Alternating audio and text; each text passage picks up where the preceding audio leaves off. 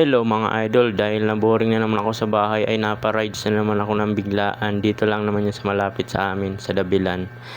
Kaya naman pagpunta ko dito ay nung nadaanan ko pala mga idol may gulong. Siguro yung dumaan dito sa sakyan, 3 na lang yung gulong, naiwan yung isa. Bali nga pala mga idol, pag mga bandang alas 4 o alas 5 ay marami dito nagtatambay ng mga bikers. Ayan o, sa tabi.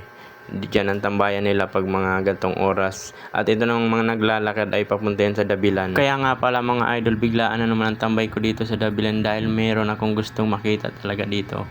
Dahil pagpunta ko nga sa terrace namin ay may nakita ako dito may nagpapalipad na naman ng parachute. Bali yung itaas kasi ng paliparan ng parachute mga idol ay kitang kita yun sa terrace namin. Kaya naman nung napansin kong may nagpapalipad dito ay agad akong pumunta dito. Dahil gusto ko nga makita yun sa personal at hindi ko pa nga nakikita sa personal yan. Bali nga ito sa ibaba mga idol ay marami dito nagtitindang mga street foods. Kaya naman kung pupunta kayo dito ay hindi talaga kayo magugutom.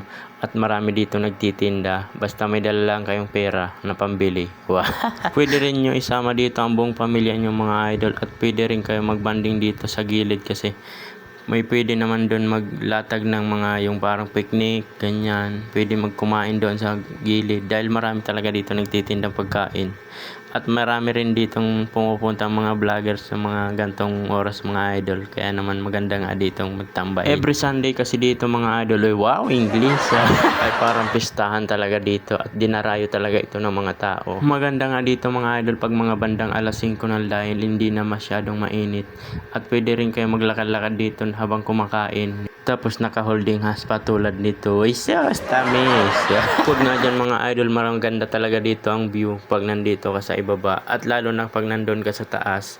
Ngayon nga ay pupunta nga ako doon mga idol kasi nga gusto ko talagang maabutan yung parachute doon. At sana nga maabutan ko dahil nga nakita ko kanina pababa na yung parachute. At nakita ko rin dito mga idol, marami talagang mga nagde-date dito na mga magjowa. Talaga namang naiinggit ako. Yay, charot.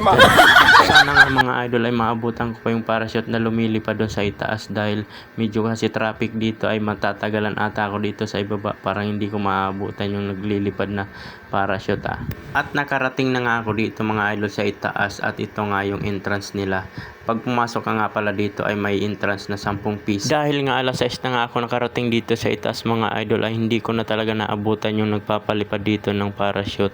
Sayang naman hindi ko talaga naabutan. Pabagal-bagal kasi ako, ayan tuloy iniwan na ako. Eh charot.